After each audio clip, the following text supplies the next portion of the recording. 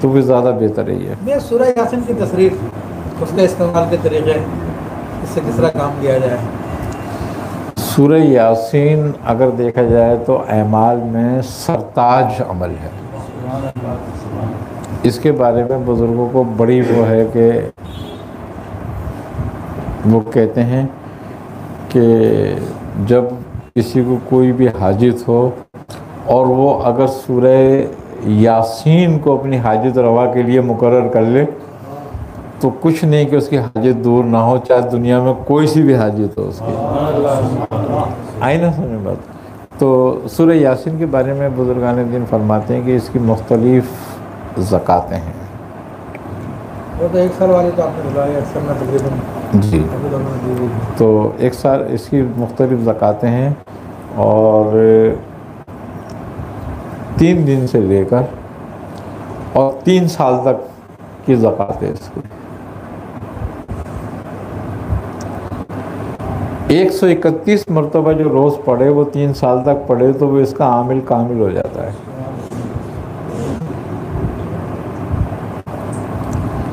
اس کے علاوہ پھر یہ ہے کہ 41 مرتبہ روز 41 دن پڑھ لی جائے تو بھی عامل ہو جاتا ہے اس کا بہترین. اس کے علاوہ یہ ہے کہ کسی بڑی راتوں میں جیسے کہ عاشورے کا دن ہے، جیسے کہ شب قدر ہے، اسی طریقے سے جو بڑے دن آتے ہیں اس کے، ذی الحج ہے، تو عرفے کا دن ہے اس وجہ سے کہ اس میں، تو اس میں بھی اس کی زکاتیں ادا ہوتی ہیں. اس کے علاوہ بزرگوں نے رجب، ذی الحج، محرم، ربیع الاول تا ربیع الثانی اس کی زکوٰۃ کو بہت افضل مانا ہے اس دوران میں پڑھنے کے لیے. اس کی 83 آیات ہیں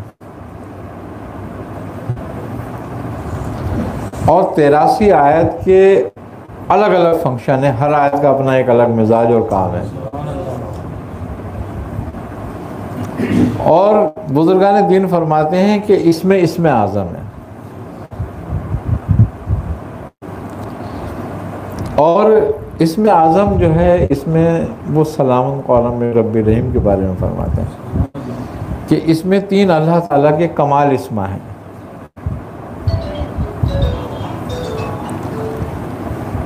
اس کے علاوہ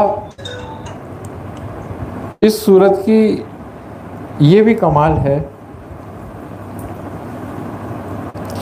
کہ وہ کہتے ہیں کہ اللہ تبارک و تعالیٰ نے جس طریقے سے کائنات کو بنانے کے لیے اس میں فرمایا کہ ہم نے کہا کن کہ ہو جا تو وہ ہو گئی. تو کہنے انسان کا کام بھی اسی طریقے سے حل ہو جاتا ہے کہ اس کے دل میں اس کی حاجت آئی اور وہ روا ہو گئی. یعنی کہ بعض بزرگان دین تو اس کے بارے میں فرماتے ہیں کہ اس میں ایسی آیات ہے کہ اگر مردے کو پڑھو تو زندہ ہو جائے.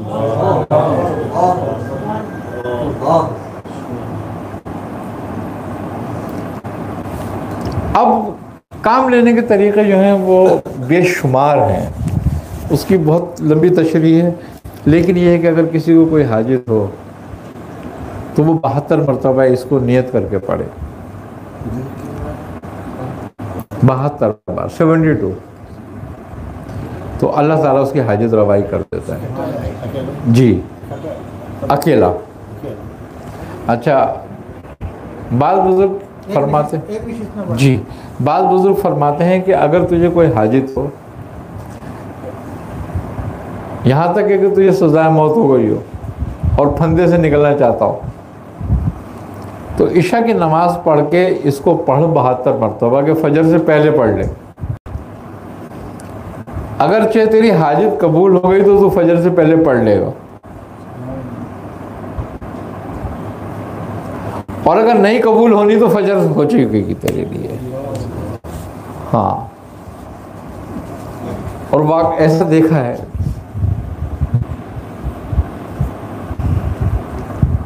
تو یہ ایک بہت اس کا مؤثر عمل ہے. اسی طرح بعض بزرگ کہتے ہیں کہ اگر کوئی مشکل کوئی حاجت ہو تو 3 روز تک روزانہ 41 مرتبہ اس کو پڑھو. ہاں 2 رکعت نماز نفل حاجت پڑھ کے اس کو پڑھو تو انشاءاللہ تعالی وہ حاجت رفع ہوگی. اور بعض بزرگان دین اس کے لیے فرماتے ہیں کہ کسی بزرگ کے مزار پر جاؤ اور تھوڑے سے پھول لے جاؤ اور وہاں وہ پھول رکھ دو اور اس سورت شریف کو 41 بار پڑھ کے ان کو بخش دو اور پھر ان کا وسیلہ اور اس سورت کا وسیلہ کرو.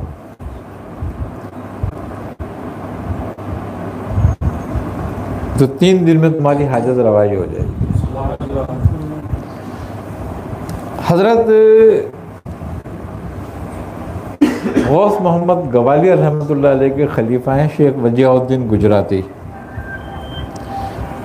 آپ فرماتے ہیں کہ 3 دل جب ایک جگہ ہو جائیں تو پہاڑ بھی ٹل جاتا ہے. تو لوگوں نے پوچھا حضرت 3 دل وہ کون سے ہیں جو ایک جگہ اکٹھے ہو جائیں؟ تو آپ نے فرمایا کہ ایک شب کا دل، ہاں ایک قرآن کا دل اور ایک تیرا دل.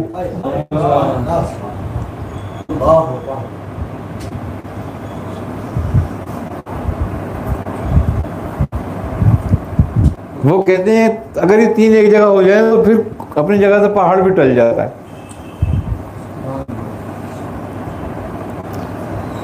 اب انسان کے دل سے مراد تو رجوع ہے، خشوع ہے کہ اس کو حاضر کر. رات کا دل تہجد اور فجر کا درمیانی ٹائم ہے اور قرآن کا دل سورہ یاسین ہے.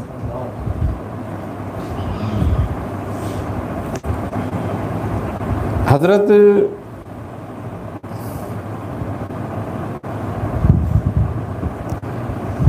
شیخ جمال الدین اس کے بڑے عاملوں میں تھے. آپ فرماتے ہیں کہ اس کے اندر نا طائع الارض کی طاقت ہے.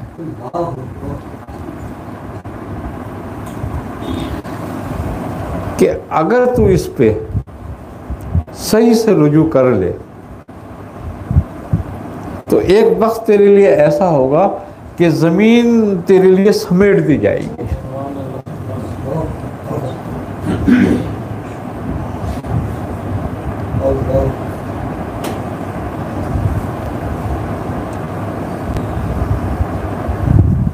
اب طائع الارض کا علم کوئی چھوٹا سا علم نہیں ہوتا.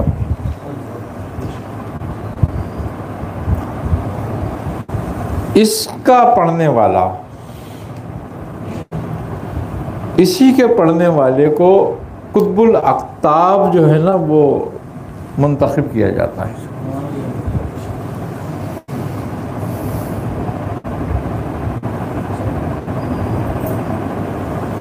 یعنی کہ تمام جو دنیا کے کتب ہوتے ہیں وہ اسی کے اس کے تصرف سے ہوتے ہیں. اور قطب الاقطاب بھی سورہ یاسین پڑھنے والا ہی ہوتا ہے.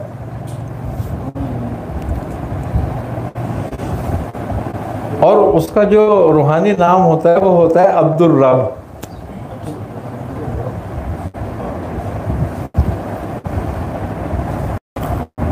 روحانی طور پہ کوئی بھی اپنے نام سے نہیں پہچانا جاتا.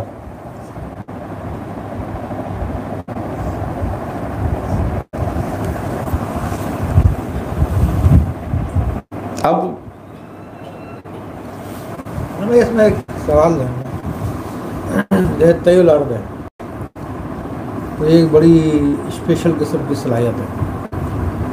تو ذہن میں یہ بات آتی ہے کہ شاید یہ انہیں ڈیوٹی والوں کو ملے، ڈیوٹی کے والوں کے غیر کو نہیں ملے گی، کیونکہ یہ خصوصی اختیارات ہیں اور جن کا کام ہے ان کو ملنا چاہیے.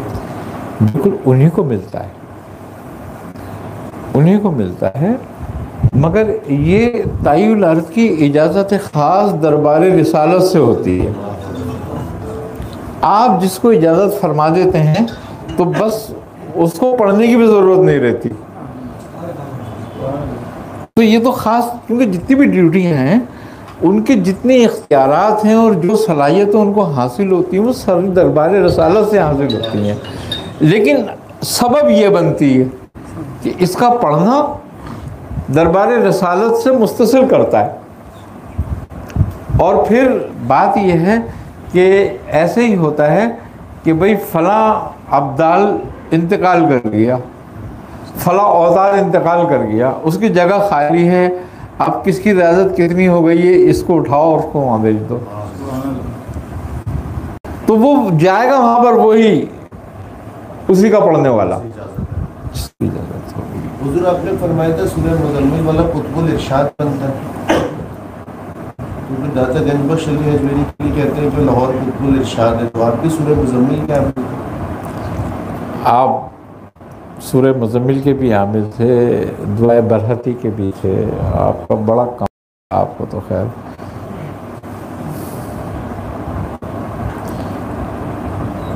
اجازت نبی پاک کے دربار سے. آخری بات یہ ہے، اصل میں اجازت ہیں الگ الگ ہیں. دیکھو اجازت لسانی جو زبان سے زبان کے لیے دی جاتی ہے، اجازت قلبی، اجازت روحی، اجازت سری.